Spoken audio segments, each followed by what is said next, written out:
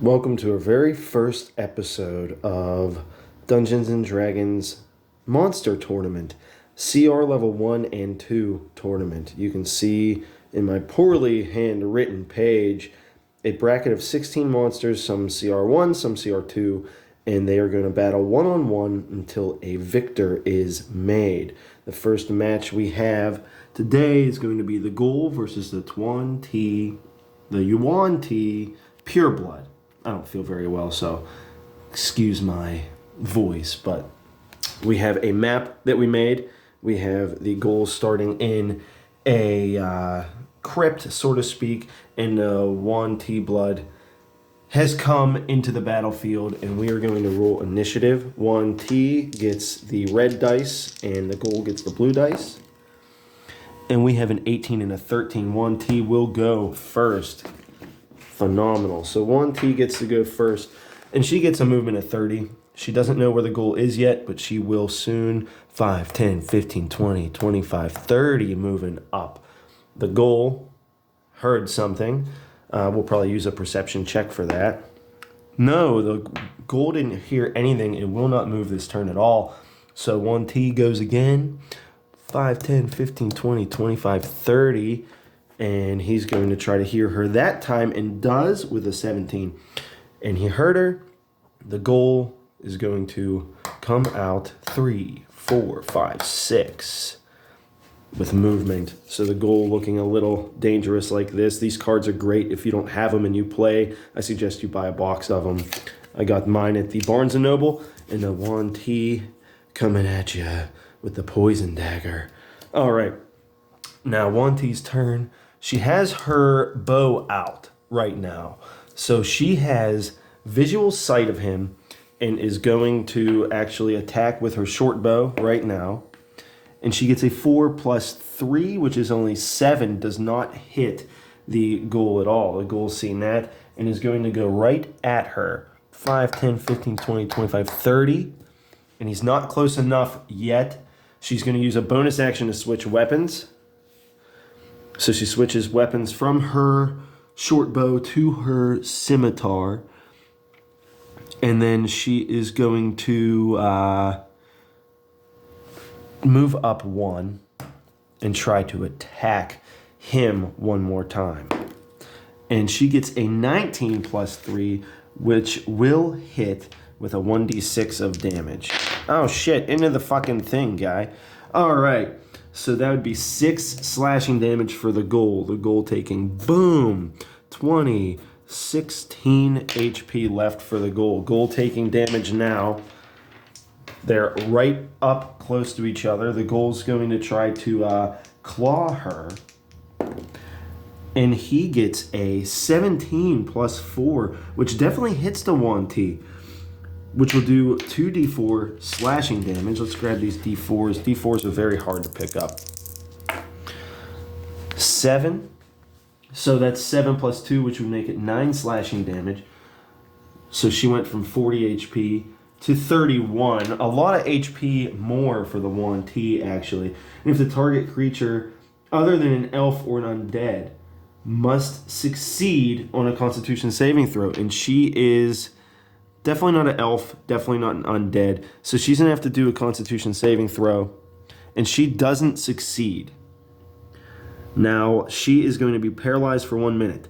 So she cannot move at all. So she's going to skip her turn, but she's going to repeat the Constitution saving throw before that is over. So we got them, and she's paralyzed. And she snaps out of it, but that ends her turn, and a goal will get to go again. She snapped out of it with a Constitution saving throw that time. And he's going to claw her again and hits her again for another 2d4 damage. The goal coming in hard with 7 more damage puts her at 34, I believe. Puts her at 34, which isn't great. So the goal doing great, and she needs going to do a Constitution saving throw.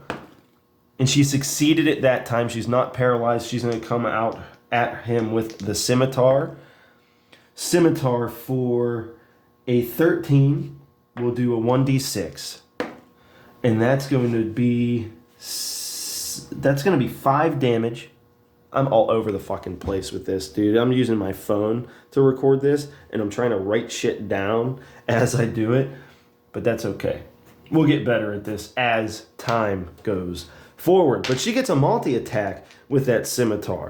She didn't before because she kept switching weapons and stuff like that, but she hits again for another 5 damage. The ghoul down to 6 HP now.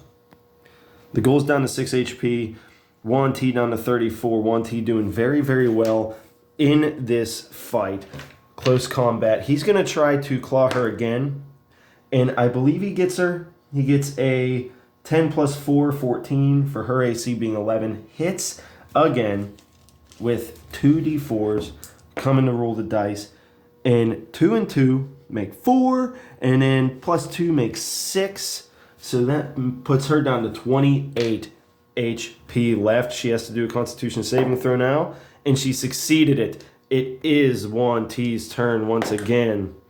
And she gets 8 plus 3, 9, 10, 11. She swung and missed, but she gets a multi-attack and hits that time.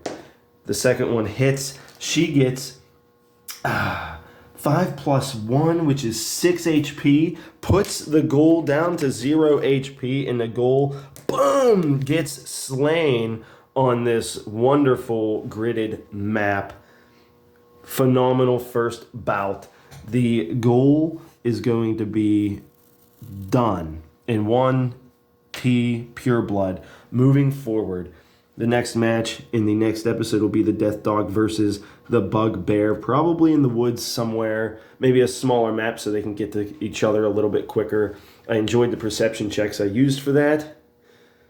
But this was the first episode of many. We'll get better at this. This is kind of just for me and my friends anyway. We'll see if it catches on. Probably won't. D&D is a very closed community. But we have what you would like to call this, the DM cave. We built this room. I'm going to go outside and show you what it looks like when you come in. Here we go. So we come in and we have, first off, our cubbies. Everyone has their own cubby hole for whenever their player leaves. They can leave all their stuff here if they don't want to forget it. Remember that it's important not to forget your stuff when you're going to play D&D. Pencils, pens, notepads, your minis, your dice. But we leave it all here because we're a pretty enclosed friend group. We got a beautiful tiger and a nice gray wall and a nice red dragon wall with a TV and clock. 3-way lights with a sky that my buddy painted, my good buddy that plays with us, and you can have it set the mood any way you want. We have t-shirts that we got made from one of the campaigns we did. Something hilarious happened. I'll explain that later. We have a table back there next to the light blue wall, the Seafair wall, and it has the Dungeon Master's maps that he might use, some of them, so he doesn't get them all mixed up. We got a mini fridge, of course. We have another cubby that has all the DM stuff. It has the monsters that we keep very, very well organized. We have the monster book. It has all of them from CR level all the way up.